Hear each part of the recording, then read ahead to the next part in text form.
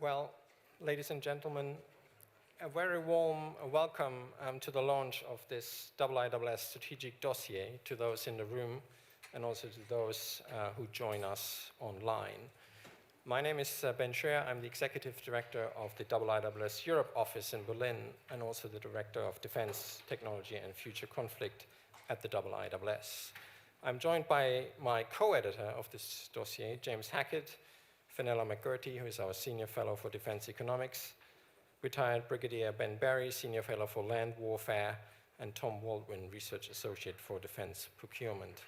They all have been involved in producing this report, as have several other IISS colleagues. And in a minute, they will talk you through some of the main findings in their respective areas. Following their interventions, I will then open the floor to your questions and comments. We are truly delighted to launch this strategic dossier on the occasion of the inaugural IISS Prague Defense Summit, which will start today. And I would like to take this opportunity to thank the government of the Czech Republic for its support in this endeavor. Launching the dossier at the summit continues a well-established practice at the IISS, where we combine our international convening power with groundbreaking impartial assessments of key geopolitical, geostrategic, and geoeconomic challenges. And this dossier on building defense capacity in Europe does just that. It is a facts-based assessment of the efforts to rebuilding defense capacity in Europe since Russia's full-scale war of aggression against Ukraine. These issues will also be pertinent to the discussions at the Prague Defense Summit over the next 2.5 days. I'm sure you will agree with me that the publication of this dossier comes at a most critical time for European defense. The US election will add even more pressure on European nations to invest more in their own defenses, while at the same time considering how to continue to help Ukraine win this war. Our dossier examines 5 key areas. Chapter 1 examines the evolution of the transatlantic defense ecosystem.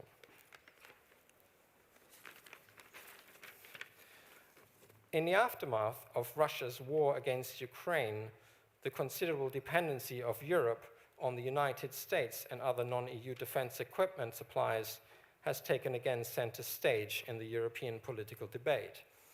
The Draghi report, for instance, on EU competitiveness suggested that between June 2022 and June 2023, and I quote, 78% of procurement spending went to non-US suppliers, out of which 63 went to the US.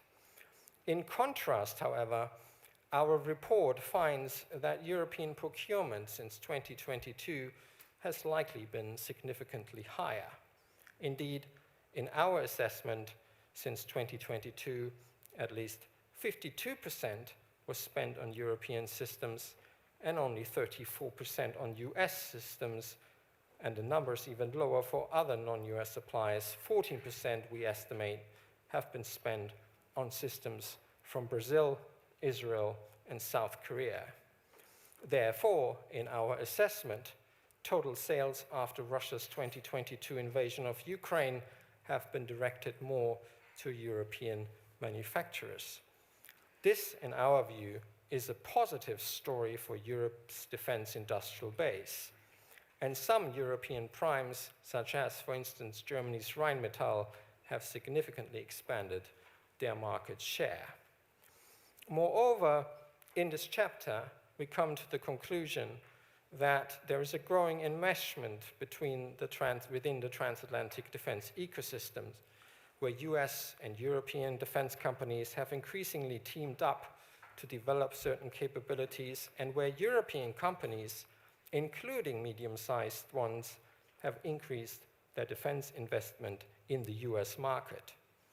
To be sure, we are still far from an equal transatlantic playing field for European defense companies.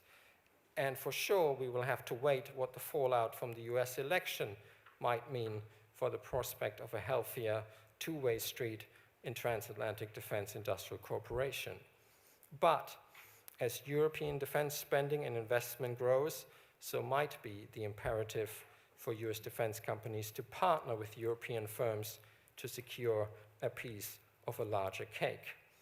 In sum, our report concludes that if European powers sustain increases in defense spending, support their defense industries, and build more resilient forces over the coming decade and beyond, rebuilding European defense capability to deter and defeat a major aggressor, if need be, is possible.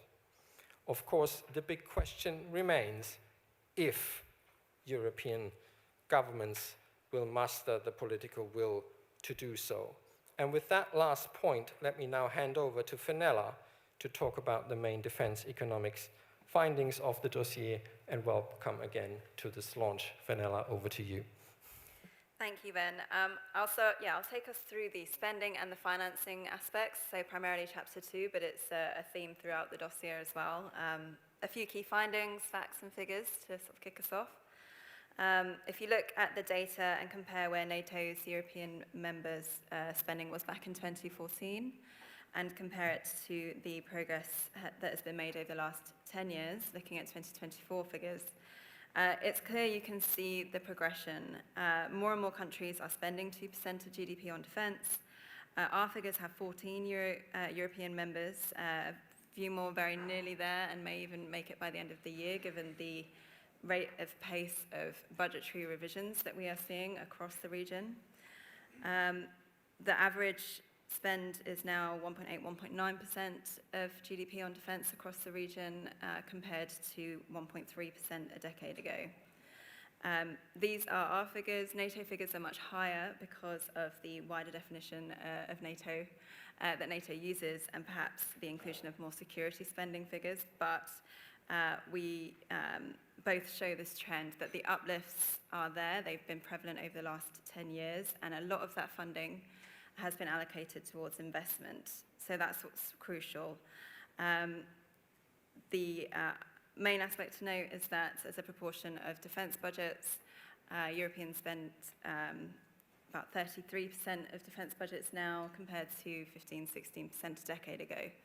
So that reallocation of resources has been crucial in recapitalizing capabilities, but also correcting the underinvestment that we saw following the financial crisis as well.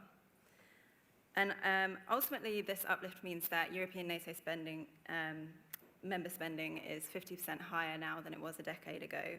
But that really masks the differences that we're seeing in different regions, but also across countries. Smaller spenders have actually doubled, trebled, quadrupled their budgets, while others have largely just maintained it in real terms because of wider fiscal pressures.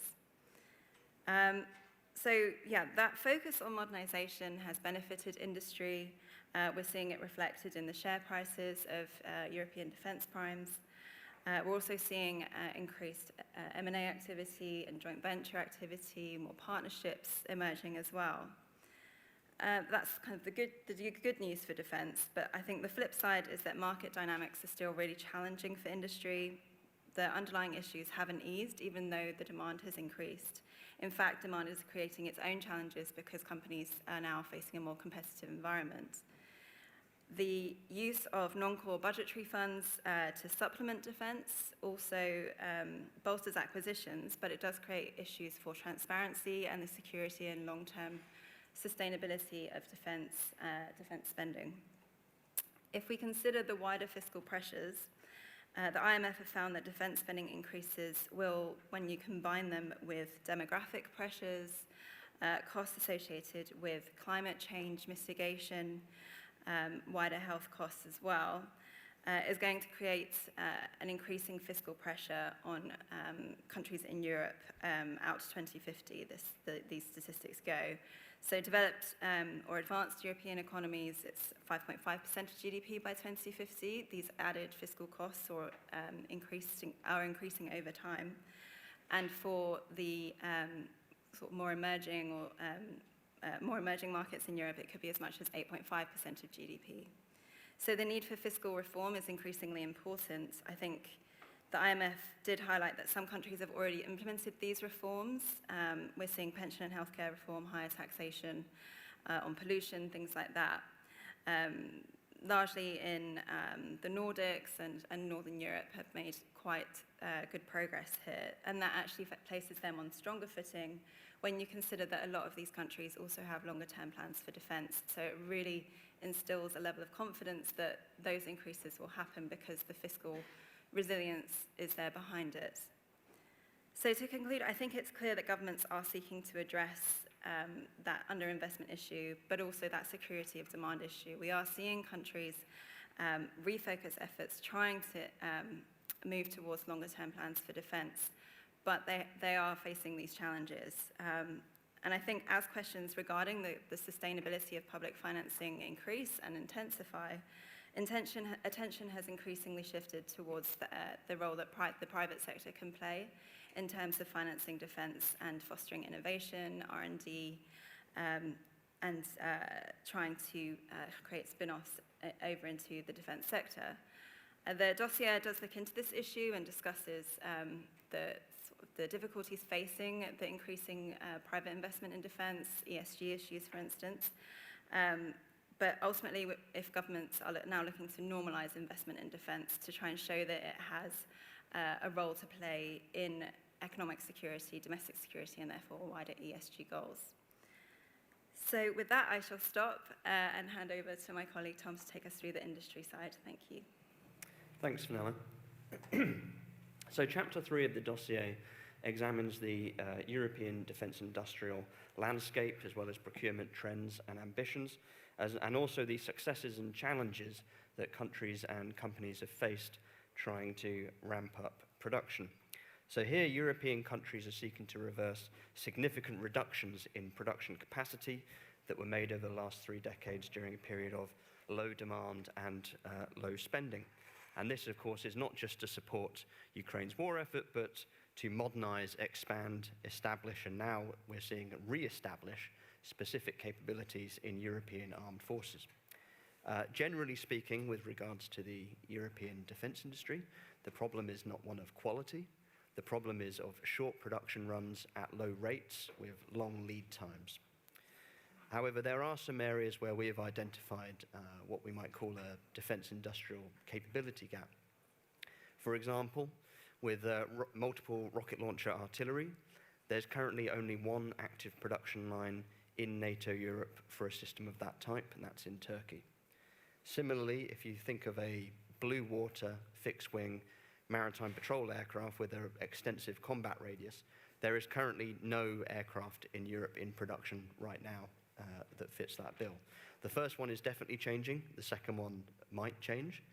But what we've seen, partly as a result of that over the last 3 years, is European states seek to acquire systems of those types from countries outside of Europe, such as Israel, Korea, and of course the United States, in order to more quickly meet those capability goals, as well as a variety of other reasons that drive these procurements. As Ben said, we have run the numbers on procurement data over the last 3 years, and European states have made significant financial commitments in the form of production contracts during this period. February 2022 to the end of September this year, NATO European states contracted over $180 billion for quite a broad range of equipment, and Ben talked about the origin of those systems, but for some extra granularity, over $27 billion of that were contracts for armoured fighting vehicles, over $15 billion were for howitzers and multiple rocket launcher systems, and over $39 billion were for short, medium, and long-range surface-to-air missile systems. If you look at the decade before that, the last two of those sums are significantly more than were contracted during the 10 years prior to the last 3 years. And a lot of money and effort has also gone into increasing artillery ammunition production, which is, of course, a critical area of supply for Ukraine's war effort. And some European companies have managed to increase their production rates annually by as much as 10 times over the last 3 years, based on what it was in 2022. And they've done that through a variety of methods, including merger and acquisition. So whilst these contracts have given industry who have won them certainty they need to make investments for the longer term. Boosting production rates in the short term has been very challenging. In many cases, this is not necessarily limited by the ability of the typically larger prime contractor to take short-term measures, such as hiring on extra staff, putting on some extra shifts, perhaps expanding into an unused part of what might already be quite a large facility, although hiring skilled workers in certain areas, such as software writers, is difficult, and training takes time. But the lag is particular with the smaller, medium-sized companies in the supply chain who are less able to adapt as quickly as those larger primes. And of course, as I said, the supply chain underneath has shrunk as well. Another challenge is where materials are relevant also to the commercial sector. If you think of microelectronics, automotive parts, chemicals, machine tools, the defense sector is competing really against the commercial sector to acquire those materials, and defense is not guaranteed priority of supply. This is also the case if you build a new factory, you need to hook it up to the local power grid. There are instances where non-defense businesses have been given priority there for that kind of supply. And then finally, in terms of ramping up production, this is something I think which in the US in particular, there's a lot of thinking that's gone on with regards to this, less so in Europe, although I think that's beginning now, and that's the origin of some of these materials. And just one example would be the reliance on China for nitrocellulose production. And then just to talk briefly, very quickly about the shape of the European defense industry as a whole. At the end of the Cold War, France, Germany, Italy, Spain, Sweden, the UK, that comprised the vast majority of your defense industrial capability. That's largely still the case today, but there are some very interesting developments that are underway. For example, Turkey is a much more capable defense manufacturer now than it was 10 years ago or 20 years ago. It's growing exports, but also interestingly, growing exports to other European countries, particularly in Eastern Europe, as well as the Balkans. And then there are, of course, countries in Central and Eastern Europe who have similar ambitions for their own defense industry, and that when they buy equipment now, they want greater technology transfer and they want greater local industrial participation, and increasingly, I think they're also buying equipment from their own companies and also exporting it to other European countries, which is very interesting. And of course, the contracts to support Ukraine's war effort they receive are very important for their businesses.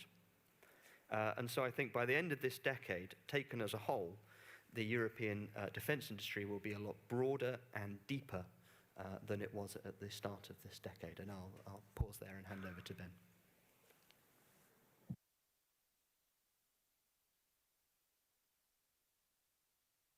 Sorry, Chapter 4 of the dossier considers mass and resilience of military personnel. And a key lesson from the Russia-Ukraine war is the need for forces to replenish the losses of equipment and people. And this slide, which is in two sections, shows a serious reduction in the box on the left of the size of the armed forces of France, Italy, Germany and Poland and the UK. And for many of those countries, that reflects the cessation of conscription. The box on the right, though, shows at the same time the three Baltic states have substantially increased the size of their armed forces. Now, right now, it appears that many European armed forces can't recruit or retain enough people, which is compounded in some states by demographics that reduce the numbers of potential recruits. And forces have to compete with the private sector for the best recruits. So they must adapt to the modern workplace and modern social attitudes. And of course, better pay and career structures can help. Now, conscription can help build mass. And in Eastern and Northern Europe, some countries have retained conscription and others are reintroducing or amending their conscription systems. Of course, citizen service more widely can increase societal awareness of national security and boost societal resilience. But to succeed, conscription has to work with the grain of society, popular attitudes and the economy, not against it. And it also must be properly resourced. The other thing conscription gives a state is a pool of militarily aware citizens and reservists that can be called on in times of crisis. And in Chapter 4, we look across the wide range of models of reserve service across NATO. And again, it doesn't come free. Proper, capable reserves that can be mobilized in time require the funding of equipment, training, and mobilization arrangements. Now, the book begins in its introduction with a discussion of NATO's readiness. And of course, the 2022 NATO summit approved a new NATO force model, the NFM, which expanded NATO's high readiness forces. And the first two tiers are particularly demanding. 100,000 troops ready in 10 days, 200,000 troops ready in 10 to 30 days. And in July this year, NATO states were given SACEUR's national capability targets, which set out their part in contributing forces at readiness. Now, the number of forces required by SACEUR are significantly larger than those were required by the previous iteration of NATO plans. Now, we see a lot of evidence of NATO capability weaknesses and difficulties they're going to have generating these forces. And we look at open source information on the readiness of two nations' armed forces. So NATO assesses that the Dutch armed forces have ambitious capability plans, but significant shortfalls, concluding, and I quote from NATO's assessment, these will only be addressed through additional focus, funding, and personnel. The shortcomings are most acute in land forces. Of course, the recent uplift to Dutch defence spending should address these issues over time. And if we turn to the UK, independent reports by Parliament and the National Audit Office point to major limitation of the readiness of UK forces. And last month, the UK Defence Secretary was widely reported as saying that what we've not been ready to do is fight. Unless we're ready to fight, we're not in shape to deter. And of course, the current UK Defence Review provides an opportunity to address these considerable weaknesses. As we were compiling the dossier, I asked all NATO nations to tell us their forces that they were assigning to the NATO force model and their readiness. None of them did so. And this may indicate a shortfall in readiness across the European members of the alliance. Another point we make in the dossier is about NATO exercises. Now, in the last 2 years, NATO has greatly increased its number of exercises, such as this year's exercise Steadfast Defender.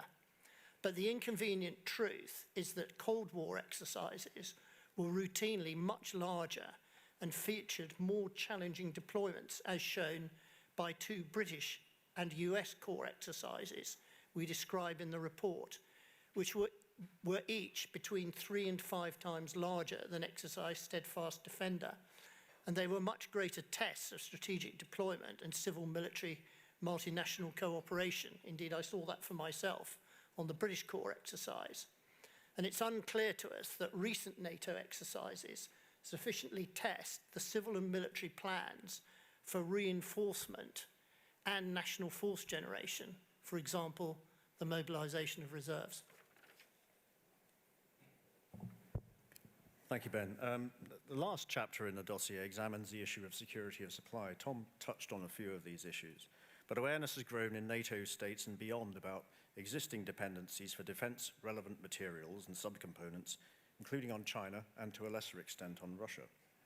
Indeed, as European states build again their defense production and military capabilities, the success of many of these initiatives will depend on the resilience of the supply chain of materials and of manufacturers. Challenges today include competition from other sectors for raw materials, for subcomponents, some of which are dual use, and for workers, as Tom was talking about, enticed by higher wages and other civil sector jobs. COVID highlighted some of these supply chain challenges. But geopolitical tensions could also lead foreign actors to deny or disrupt the flow of materials. Russia remains an important source of some key resources. While we're all aware of the prominence of East Asia, as a source of semiconductors and other materials. We can show the first slide. Thanks, Ben. Some of the raw materials important for the manufacture of defense equipment can be seen in this illustration here. It's intended to show how many of these resources are contained in modern military systems. In this case, there are a large variety of materials employed in both the basic construction of modern main battle tanks, as well as in the tank's various combat, optics, and communication systems. For its part, Washington has noted that gallium and iridium are primarily sourced from China. You can see both in this illustration. Meanwhile, some materials are more concerning than others, including again gallium, but also tungsten, germanium, cobalt, and titanium. Again, many of these are visible here. China is a particular source of dependence. In 2020, the EU said that China provided 98% of the EU supply of rare earth elements, but it also imports and refines and then re-exports materials sourced from elsewhere. Chinese firms own a number of cobalt mines in the DRC, for instance, and China is in turn the leading producer of refined cobalt, used in applications such as high-temperature alloys, while it exports most of the world's tungsten and accounts for over 95% of the global gallium supply. Indeed, in 2023, a US defense industry body said that the US had 100% net reliance when it came to gallium. But these dependencies, as Tom illustrated, aren't solely related to high-tech defense items. As Europe looks to expand its ammunition production, security of supply concerns have been raised over the more basic supplies used in munitions components. Tom mentioned nitrocellulose, and that stimulated discussions within some states in Europe about how to protect natural forestry resources within their own countries, such that that can be used as a potential source of nitrocellulose or gun cotton, as it might be better known. Europe's current dependence on outside parties for more materials is at risk of growing, not just because of increasing focus on defense requirements, but also because of plans to meet climate and digital ambitions. One 2023 report estimated that by next year, 2025, EU states would need over 3,500% more lithium and between 590% and 2,700% more rare earth elements than when compared to 2020. In response, governments and industry are examining strategies such as diversifying sources of supply, strategic stockpiling, investments in recycling capabilities, and strengthening domestic production. But understanding what exactly is critical is important too, as is communicating that. And it's noteworthy that a number of governments and organizations are now producing studies to clarify current and potential areas of risk. But also, do governments or industries pay close enough attention to the supply chains of their lower tier subcomponent manufacturers and the materials they in turn source? Raw materials diplomacy is another approach that's being followed. The EU signed 2 agreements before February 2022 in this regard. Afterwards, it signed 12 more. And European countries are looking to do more themselves and reaching more agreements with partners, though this friendshoring or nearshoring requires a high level of trust with regard to access in times of crisis. But change is needed in other areas to expedite progress, including harmonizing component certification across Europe and streamlining the regulatory and permitting process for new facilities such as mines. And of course, as has recently been in the news, security of supply doesn't only relate to raw materials, it also relates to protecting the supply chain itself, including from cyber intrusions and sabotage actions. And we have to be aware that there is also possible kinetic security of supply challenge. And with that, I'll close. Thank you, everyone. Now we have about 30 minutes for questions and comments. If you want to raise your hand, please, and let me know if you want to pose a question. And if I give you the word, just press on the red button. And the first one is Francois. Thank you very much. Thank you for the report, first of all. This is the usual high quality that the IISS brings to the table. I say that, of course, in a manner which can seem to be a little self-serving since I've been part of the family for some time. But it happens to be true.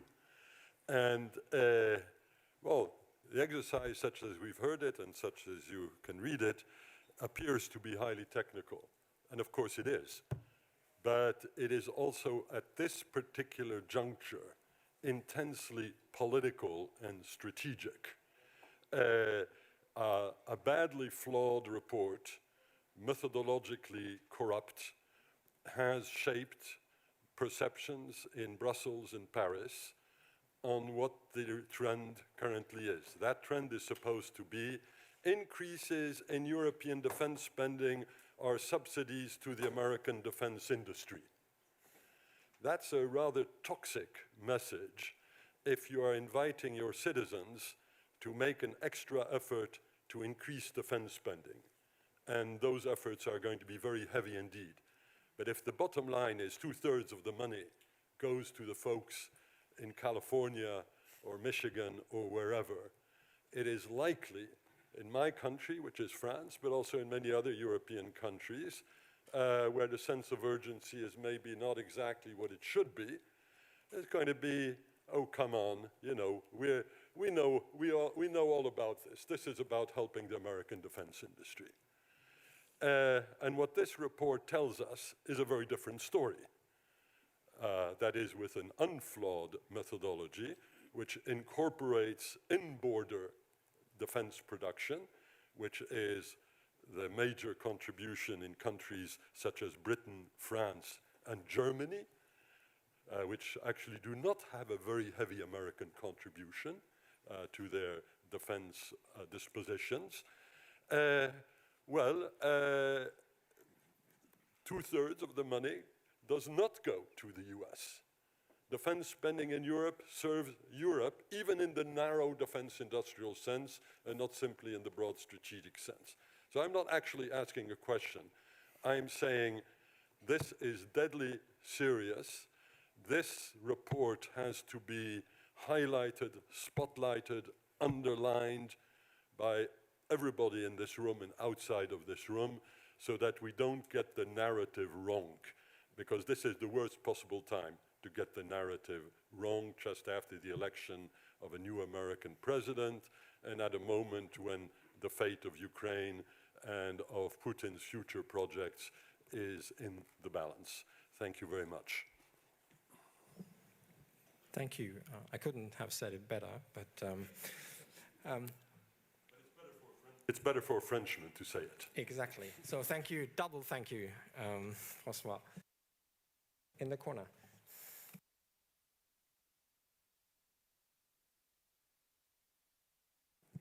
Sorry, thank you. Dominic Nichols from the Telegraph of London. Can I echo those comments? Thank you so much for this report. It's absolutely, there's a lot to chew through. Can I ask a couple of questions, probably best directed at Fenella?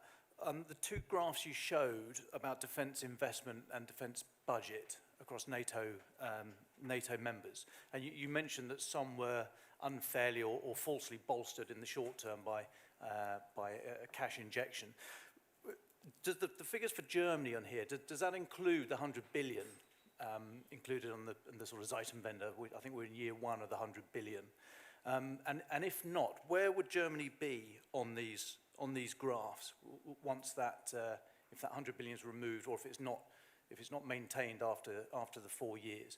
And generally, do you detect a trend over recent years of NATO members trying to falsely sort of game the system, if you like, by having these short-term cash injections, which are great in year, but of course you can't plan if you don't have anything more than 3 or 4 or 4 or 5 years, really. Thank you. Thanks, Dominic. Yeah, on Germany, so our figures include the core budget and the special fund allocation for each year. There's still a disparity between what the figure we have for Germany and what Germany has stated to NATO that it's spending. And a lot of that would appear to be Ukraine military aid and other funding items that have been kind of reallocated towards defence, but not necessarily defined as defence domestically. So it's getting quite difficult to track for certain countries exactly what is being included in the figure.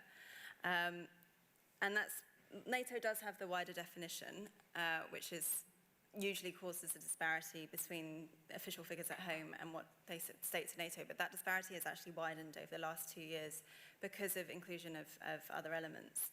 So the more countries can do to be transparent about what is actually in the figure that they report to NATO, that would really help in terms of shoring up the transparency, but also the security and confidence the industry has to invest, to know exactly where that funding is going, how it's being allocated, and exactly where it will go effectively. Because when you have long-term funding, when you have allocations to defence committed on an annual basis, that can shift, obviously, and you have to respond and react to the shift in circumstances. But that does enable industry to invest, and that's kind of what we've had in Asia over the last 20 years, where we have seen annual real terms increases to defence. Industry has developed indigenous capabilities, South Korea emerging as a key exporter now. And that's really something that would be encouraging to see more of in Europe. And some countries have been doing this, as I mentioned, the Nordics with their long-term defence plans. But I think what countries can do to shore up actual core defence spending would really improve the resilience and the confidence in industry, but also in terms of alliance partners as well, in terms of how much countries are spending. I'll stop there. Thank you. Who's next? Yes, please, in the back. Thank you. Thank you very much. My name is Jan Pie. I'm the Secretary General of ASD, which is the European Aerospace Security and Defence Industry Association. And I couldn't agree more with the comment that we just heard from the previous person that took the floor about the importance of where the money actually ends up. And in that perspective, I'd be interested to know if there's anything you can say on the difference between the two reports, because I heard as late as yesterday that DG DEFIS in the European Commission is still referring to 78% of the spendings during this year. I mean, the year referred to ending up outside of Europe, and you come to a totally different number. So it would be obviously very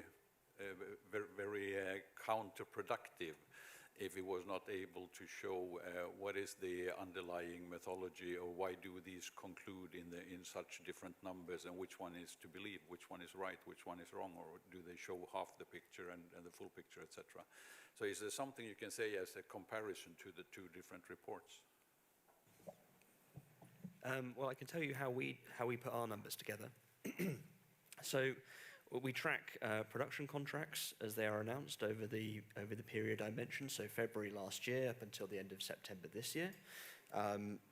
Because it's Europe, there's a fair bit of transparency about the value of these things, either in the press releases that are given, or in budget documents, or in the company's annual filings. So for the vast majority of them, we know how much they're worth. And so it's a case of pulling all that together. We focused on NATO European countries. We included contracts which went to domestic industry. So, for example, if France buys a frigate from a French company, we would include that in our total. And in terms of the types of equipment that we were counting, it was pretty broad. So I mentioned a few of them: armored fighting vehicles, surface-to-air missile systems, artillery, but also all crewed maritime platforms, all crewed aerospace platforms, armed UAVs, and guided weapons purchases that are separate from a weapons package as part of a platform acquisition. And I think so we've got some granularity in the dossier for a few of those, the ones that I mentioned. But I think, maritime, it's 100% going to 100% of the value goes to European firms as the prime contractors. We've not broken out subcontractor values, which are obviously quite important. Armored fighting vehicles is largely European systems. Artillery is really a mix for one of the reasons that I mentioned with regards to the capability gap. Air defense is also a real mix. Armed UAV is also a mix. Aerospace, particularly for high-end systems like fighter aircraft, tankers and maritime patrol aircraft, that's where a lot of the US value of the overall figure comes in. And with Korea, the vast majority of the Korean figure is the contracts that Poland has placed with Korean companies over the last few years, which is about, I think, about $17 billion worth, which is pretty extensive. And then Israel and Brazil are also involved in that as well. But so that's how we put it together. I can't speak to other people's methodologies because I just don't know them, to be honest. But anyway, that's where our numbers come from. If that, hopefully, that helps.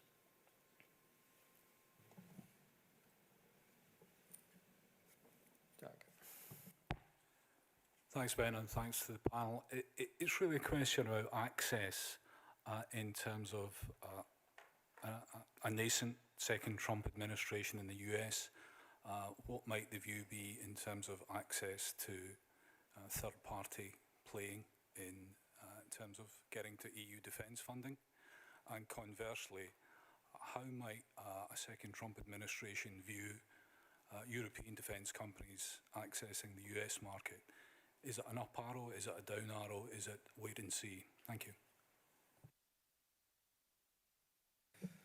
Well, that is a difficult question, particularly also because none of us are, representative of the U.S. government. My layman response to particularly your second question would be that it probably also very much depend on the power of the lobby of the U.S. defense industry in Congress. What are their interests in this, and how can they put whatever pressure they would want to put on this U.S. administration, and how does this U.S. administration respond? And I would posit that in some cases it is in the interest of U.S. defense companies to continue to, even intensify their defense industrial relationship with Europe. Therefore, it is in their interest that certain probably highly punitive measures of the Trump administration are not coming into force. But I think we just have to wait and see. Can I add just a bit on the end? I mean, so that in terms of European defence companies' engagement in the US market, the trend at the moment is that companies are seeking to invest more. There are European companies that are long established in that market that are making further investments.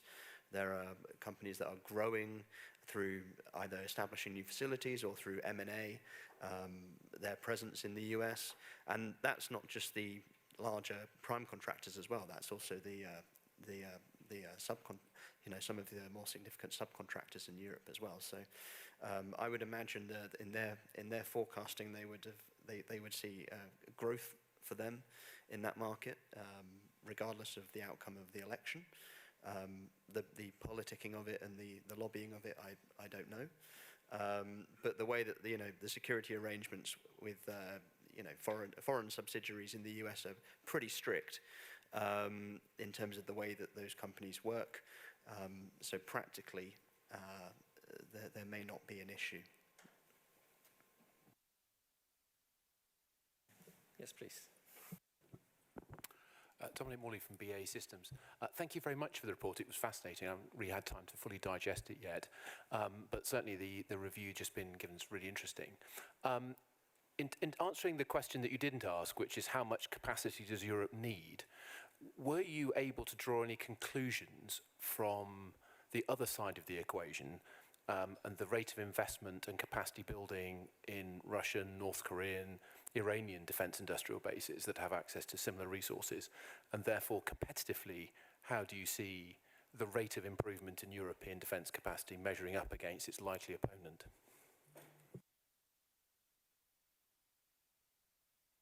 Did you want to have a... Yes, so for this report, we didn't make a study of those threat countries, but clearly Russia, what it's doing with its industry, has expanded production for quite a lot of things, particularly munitions, quite substantially. There are still areas where they're really struggling with, particularly with some of the high-end systems that that they've debuted over the last decade or so, which are still struggling to reach the kind of production rates that they'd hoped for. In terms of is it enough, I guess it's a case of you'd have to be privy to some pretty sensitive intel, I would imagine, to make that kind of judgment. It's also a case of not being able to draw lessons entirely directly from what the Ukrainians are doing, because of course the Ukrainians, just in the terms of artillery, as I mentioned, they will be relying on artillery far more than you'd expect a NATO coalition to. So there are all sorts of difficulties there. Russia, again, is like back in the Cold War days. It's now it's a key mission for them to circumvent sanctions and acquire electronics and other sort of key materials as best as they can. They started off in 2022 by raiding refrigerator factories and things like that, because it was pretty desperate times. Now they are going through third countries in order to do that. China is stepping up its support, of course, for Russia's industry, and is able to step in and supply some of those parts as well. But yeah, those are sort of my general reflections on where the Russians are at the moment, if that's helpful at all. And just to jump in on the spending side, which we do have in the dossier as a sort of comparison as to, while you have that very impressive growth in Europe, when you compare it to Russia, it doesn't look quite as impressive, but because it's just so extreme in terms of the trends that we're seeing. But also Russian defense spending has been far more volatile. We've seen the budget was actually under quite intense, defense budget was under quite intense pressure before the invasion of Ukraine, and we've seen obviously huge ramp up since then. We're looking at about 30% of its national budget on defence, as much as 40% if you include wider security spending items. And again, if you consider the sort of lower domestic production costs and look at the Russian budget in PPP terms, then it's largely on parity with European spending in USD terms. So that sort of explains to some extent how Russia has been able to maintain the war effort. We've also looked at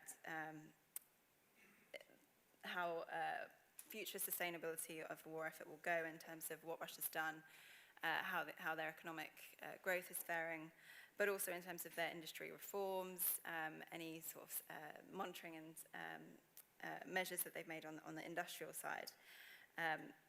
That sort of feeds into how they're able to sustain the war effort. But I think that tends to get discussed more about in the Russia Defense Economics essay that will be in Military Balance 2025. Can I just add one more point on the end of that, in terms of something that might help with the question of, is it enough? One of the reasons that Russia is able to sustain its units on the front line is because it's able to draw on vast swathes of Soviet-era armoured vehicles that are parked in fields and then get them worked up and push them out to frontline units. I think there's definitely a question to be asked about the level of attrition replacements, attrition reserve in a lot of NATO European countries, and what level that is and what level it should be. I'd just say, when we're talking about Russian defense production, and some of the comments that we hear around Europe about the reconstitution time for Russia's armed forces, will it be 3 years? Will it be 5 years? Will it be 10 years? Actually, the threat's here now. And it's not solely a military threat. It points to the factor Ben mentioned at the end, which is resilience. We're facing sabotage actions across Europe. The country has many levers it can pull. It can pull all of them simultaneously or one singly. And rebuilding that national security awareness throughout society, not simply within military and security professionals such as are in this room, I think is a really important task now for governments to address across Europe. And it's a far harder ask because populations are not used to that narrative. We've lost the muscle memory of national security debates, frankly, across countries. On Russia's forces, it's quite an interesting question in terms of actually how they do rebuild. If you look at many of the production plants at the moment, they're doing refits, as Tom said, and a few new builds. But what lessons will they draw from this war? And it's an important question, I think, that analysts are now starting to consider. Will Russia rebuild the type of force it had before, with a lot of population movement, of course, and combat attrition? Or will it look to learn other lessons, including the multiple capabilities that it sourced from abroad and integrating those and producing those at home? Or will it return to basics and focus more on multiple rocket launch artillery, area suppression weapons of the type that we saw in Ukraine? So as we discuss what Russia's reconstitution will be, I think the jury's still out on the actual shape of the Russian forces in the medium term.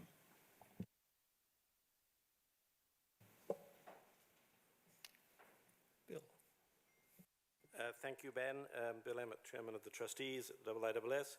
Two questions to add to this really excellent and important report. First question is about Poland. Poland is, if you like, the poster child of the successful ability to build up spending as a percent of GDP to, I think, 4% in these figures.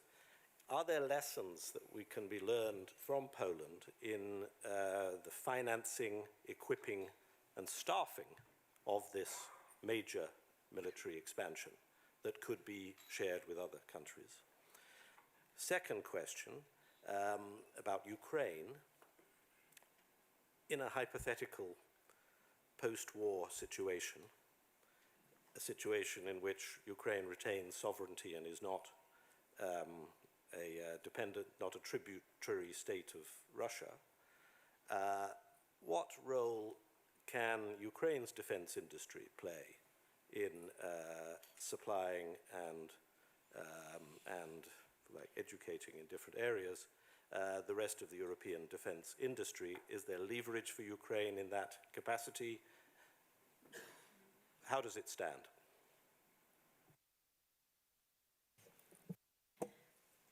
If I jump in on the Poland question, thank you, Bill. The growth that we've seen in Poland has been really impressive and consistent in terms of tying defence spending as a proportion of GDP by law. So their industry also had that confidence to invest as well. On the perhaps less positive side is on the fiscal side, where that does come at a cost, and we're starting to see sort of questions about how sort of sustainable that level of spending is. And it all kind of ties into EU kind of fiscal laws and whether you exempt defence spending from those calculations as in terms of excessive deficit orders and things like that. And I think depending on how everything develops over the course of the year, how pressures feed into these countries, and again, the pressure that might be exerted from another Trump presidency, that can all combine, I think, to increase the pressure on the EU to perhaps exempt defence spending from those calculations. It's come at a high cost to Poland, but I think certainly prior to the last 2 years, when increases were perhaps a bit lower and kind of targeted towards certain capabilities, we did see really impressive development in Poland. And now, because it's urgent operational requirements, a lot of that funding is obviously being spent on sort of foreign equipment as opposed to fostering domestic industry. But I think ultimately Poland has managed to increase spending quite well. So I think there are lessons on kind of both sides in that respect. Do you want to come in on the Ukraine point? Yes, well, just Ukraine. I mean, I guess it's almost, I want to throw your hypothetical back to you and say, in this hypothetical, is Ukraine part of NATO or not? Because that will obviously change the level of access that Ukraine and its industry would get to some of the really key information sharing and standards setting that would be going on in the rest of the continent and transatlantic area. But I think certainly during the last 3 years that the Ukrainian industry has demonstrated its ability to innovate and adapt very, very quickly, particularly in uninhabited systems, some guided weapons as well, and lots of other areas. So there's clearly lots of lessons that can be learned, and lots of combat-proven systems which may be of relevance to other European countries. And I think one thing we have been looking at is the growing number of other European companies which are now seeking to set up shop in Ukraine, either through joint ventures with UDI or through simply establishing their own legal entity in the country. And so I think from last year into this year, we're beginning to see a bit of an intertwining of the two in a way, or a growing sort of relationship between the two, which I would imagine in that hypothetical scenario would deepen and probably accelerate if you expected Ukrainian defense spending to remain relatively high, as I think you probably would expect it to. So in that respect, I would imagine there would be a great deal of interactions and growing relationships between European and Ukrainian companies. Ben. 5 years ago, before COVID, those of us who attended international defence shows would have seen substantive Ukrainian pavilions, because Ukraine had a big defence industry, parts of which it had kept alive what it inherited from the Soviet Union, for example, tanks. Now, we rely on publicly available information for our judgments, and there's large parts of Ukraine's defence industrial activity which the Ukrainians understandably have not talked about. We do know it has from time to time been attacked by Russian missiles, but I suspect it's been very busy both producing and maintaining the tools of heavy metal warfare, tanks, armoured vehicles, artillery and so on. And as Tom said, it's also clearly been very innovative in some other areas like drones and military use of software-defined systems and artificial intelligence. But I think it's going to depend an awful lot on the political and military scenario. At one end, you could have a very uneasy peace in which both sides were still incredibly suspicious, armed to the teeth, and there might be no peacekeeping force. On the other hand, you could have a much more benign peace. But I think the key question that the Ukrainian government would ask about Ukraine's defense industry is, what do we need you to produce for this post-war environment? And then, what can we export? Thank you. We have time for one more short question. John Rain. Thank you, Ben. John Rain, IISS Senior Advisor on Geopolitics. I congratulate my colleagues on an excellent, timely dossier.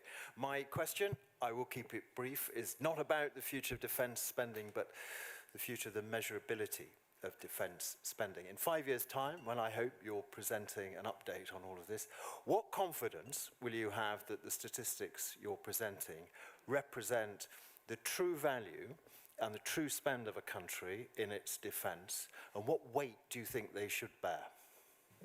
Thank you. Fenella, 60 seconds. Thanks, John.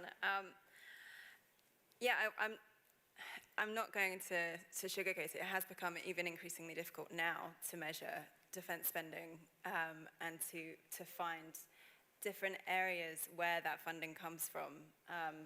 Each country has a different approach, and that's been true. I've been doing this for about 20 years, and that's been true the whole time. But certainly in the last few years, transparency has really suffered. And given the nature of the pressure on countries to increase spending, it really creates, it makes it quite attractive, I guess, for countries to start considering what they might add in and where other elements of funding can contribute to defence. I think unless countries make a concerted effort to improve transparency, and NATO has a role to play there in terms of what they publish and the submissions, it can undermine the confidence in the figures. So whatever countries can do in order to bolster that, to be as clear as possible, and maybe even explain what the differences are between what they're stating nationally and what they state to NATO, what they're including in the figure, would really help in terms of bolstering confidence, especially, and it's more important than ever because accountability, we are seeing increased funding. We need to know where it's going because there are so many other fiscal pressures, other elements of spending requirements that are needed as well. So I will stop there. I could go on for a long time, but I'll try and restrain myself. And thank you. Thank you so much. So this unfortunately brings us to a close. I think we had an excellent start. I can again only commend to you to all read this thoroughly and like to thank our panelists and looking forward to seeing you all tonight at the dinner when we officially start the 2024 Prague Defense Forum. So thank you very much for coming.